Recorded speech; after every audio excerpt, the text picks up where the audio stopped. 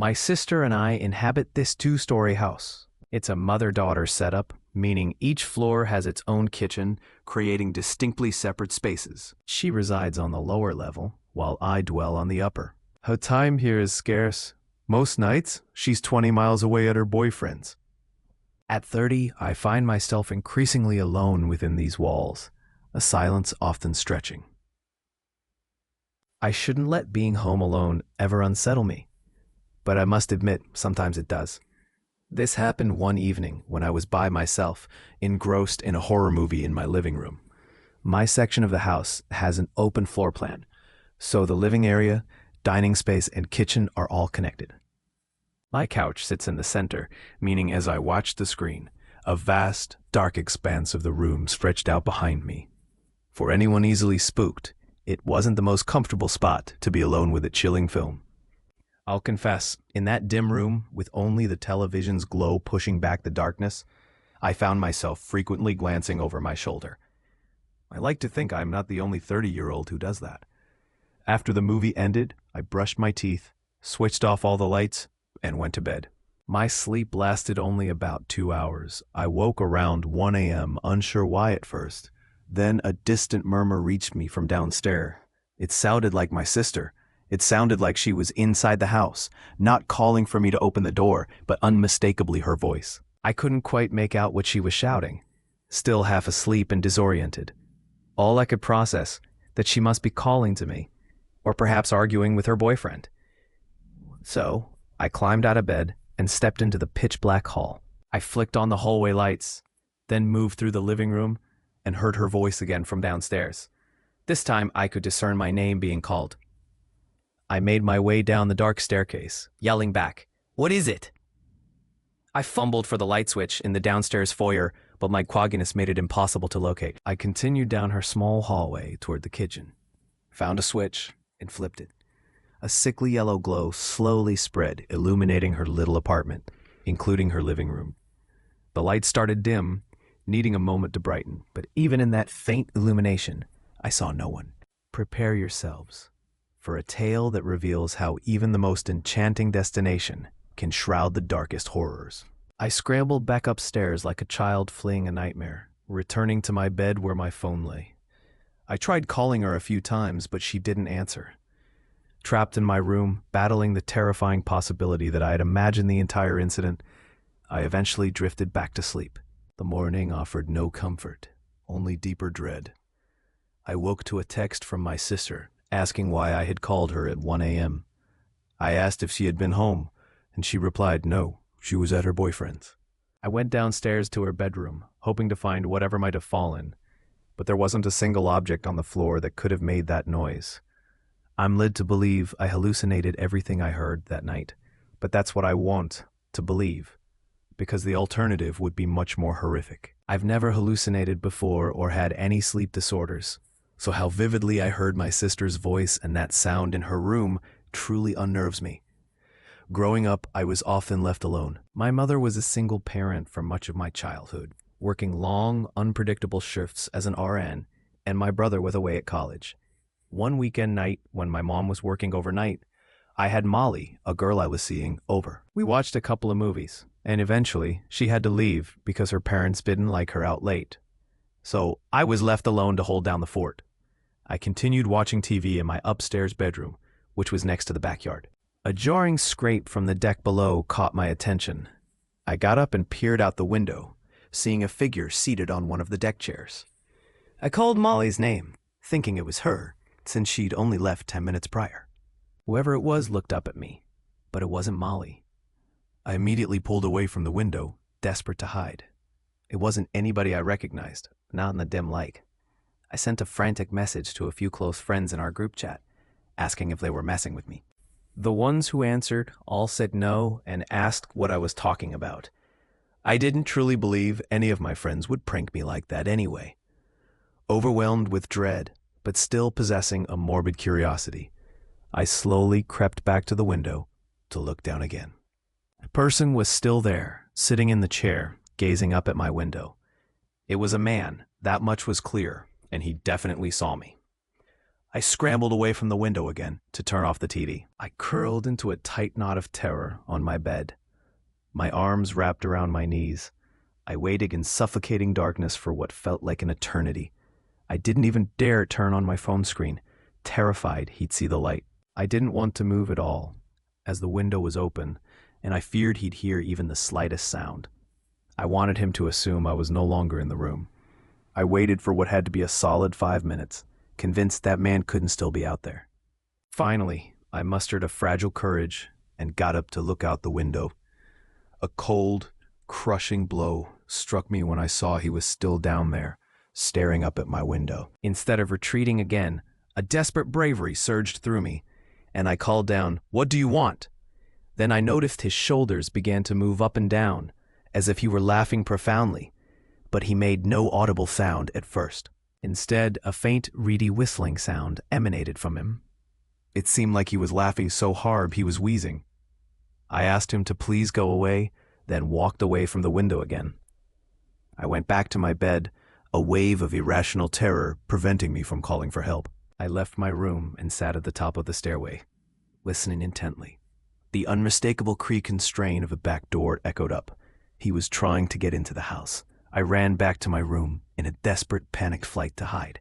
I was 14. Panic seized me. I didn't know what else to do, frozen in fear. Then a new sound reached me. The front door being tampered with, a desperate attempt to force it open.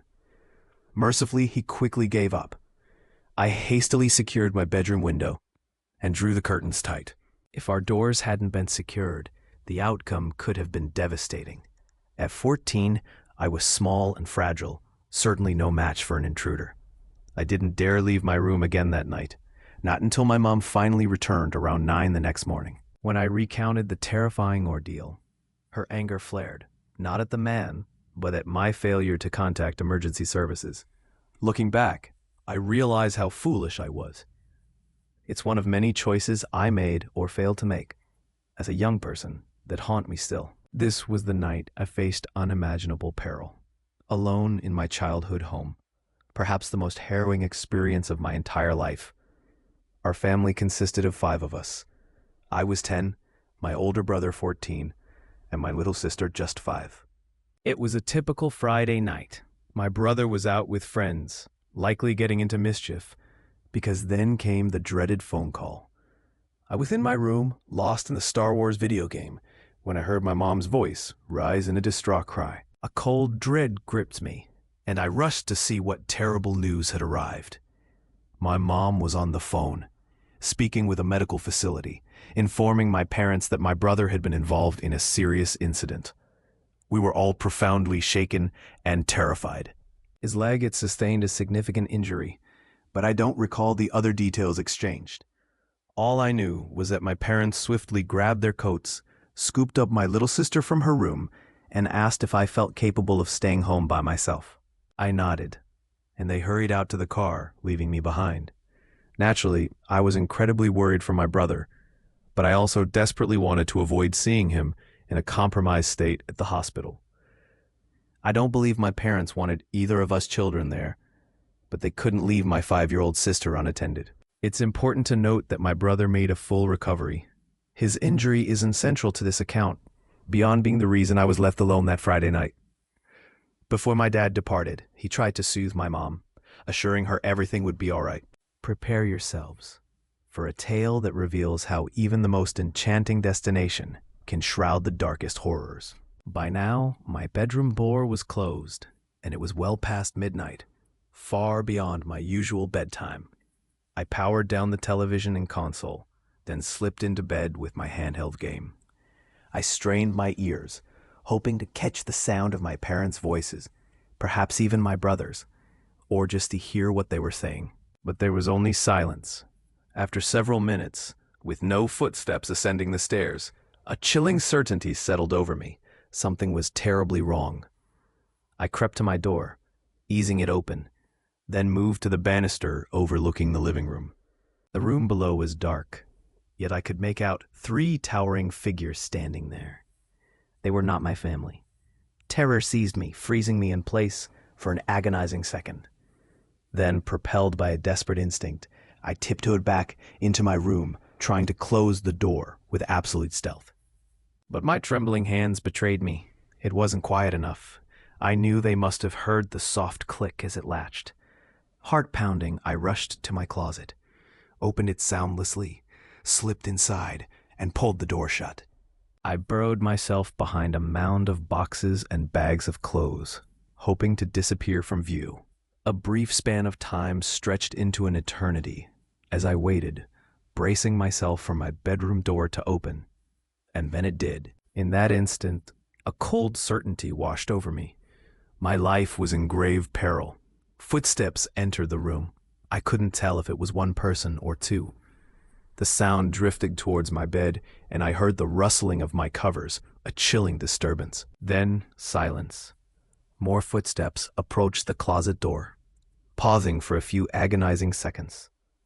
And then, the closet door slowly swung open. My heart hammered against my ribs, lodged in my throat. I remained absolutely still, holding my breath, every muscle tense. The door stayed open for what felt like an unbearable age, but I refused to look up, refused to move a single inch. A profound, silent void lasted for at least 20 long seconds before the door gently closed again. Footsteps receded from the closet, then moved out of the room. Finally, I dared to lift my gaze, and a horrifying realization dawned. From my crouched position behind the bags and boxes, I might have been visible to whoever had stood there. It felt like an eternity, probably an hour, before I finally heard my parents' familiar return. I flew downstairs to them. The front door stood slightly ajar, left open by the people who had invaded our home, and they had taken several precious items. It was a night that spiraled from terrible to utterly devastating for our family. In their haste to reach the hospital, my parents had apparently forgotten to secure the door. I was incredibly fortunate to have avoided a far more dreadful fate. Even now, I often wonder if the person who opened my closet and simply stood there for those 20 long seconds truly saw me. Perhaps it was merely someone seeking possessions, not intending to harm or abduct a child. Or perhaps by some miracle, they simply didn't notice me, and I narrowly escaped an unimaginable outcome. Years later, while still a teenager living with my parents, I found myself home alone for an entire week, a truly rare occurrence, as my parents seldom left. My mom's affluent friend, Patty, had invited them on an all-expenses-paid trip. Since I'm an only child, the house was mine alone. We lived in Newark, Ohio, in a place called Licking County. Yes, that was genuinely the name of our county. My parents' old house bordered dense woods in the backyard and sat on a secluded road where only a handful of cars passed each day. We had a sprawling deck overlooking the forest and a sizable backyard, complete with a small fish pond and an above-ground swimming pool. This particular incident unfolded on a Thursday night, I recall, because I'd spent the day discussing weekend plans with friends. It was July of 2013. I was out on the deck, unwinding with some music playing, when I thought I heard a sound from the depths of the woods. I lowered the volume, straining to listen. But it didn't happen again, so I turned the music back up. The moment the sound grew loud, I heard it once more, a voice from the trees. The music receded, leaving a sudden, profound quiet where every nerve ending seemed to hum with an unnatural clarity. Then, from the dense, watchful darkness of the trees, that unsettling sound surfaced once more, dispelling the last fragile hope that my mind had merely played a trick. It was a man saying, "Hey, over here." He sounded somewhat distant, yet not too far. The edge of the forest was perhaps 20 to 30 yards from the deck, and that's where the sound originated. I didn't for a second think it was someone calling for me specifically, more likely just some teenagers playing a game. Then the voice echoed again. "Hey, over here, we need help." This time I realized it was too deep to be a young person, and naturally a plea for help always sparks a flicker of concern. I was starting to feel a growing unease, wondering if these shouts were in fact meant for me. Then I heard it clearly. "Straight in front of you, please come help us." And the voice was indeed coming from directly ahead, within the woods. A cold certainty settled in. This was meant for me. Reluctantly, I called back, "Who is that?" The reply came, "We just need help. We're stuck in the woods." "What does that mean?" I asked, my voice wavering. Just please come help, straight in front of you, the voice insisted. I rose from my chair, walked down the deck steps onto the grass, and cautiously moved towards the tree line. I'm coming, I called out. Where are you? The response was immediate. Right in front of you. I see you. Wait, are you alone or with someone? I pressed. This time there was only silence. I froze, halfway to the woods. A chilling premonition settled deep in my gut. I slowly began to retreat, walking backward towards the house and the deck. I didn't even want to turn my back on the woods, as it had taken me far too long to realize how deeply unsettling this entire situation was.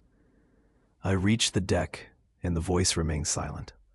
If they had truly seen me, if this was legitimate, surely they would have said something, anything, like, where are you going, at the very least. They knew I was onto their game, but who knew how many individuals were out there?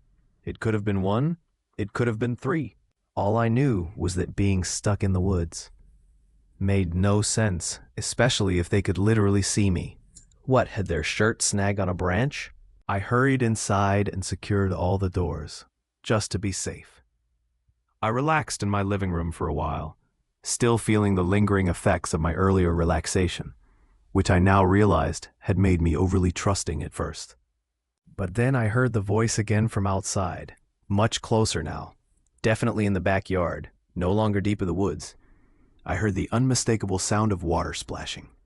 It could have been the pool, or perhaps the pond. I rushed to the window to look. At first I saw no one, but then the voice called out, I see you, followed by a chilling laugh. I spotted him. At least one person was visible.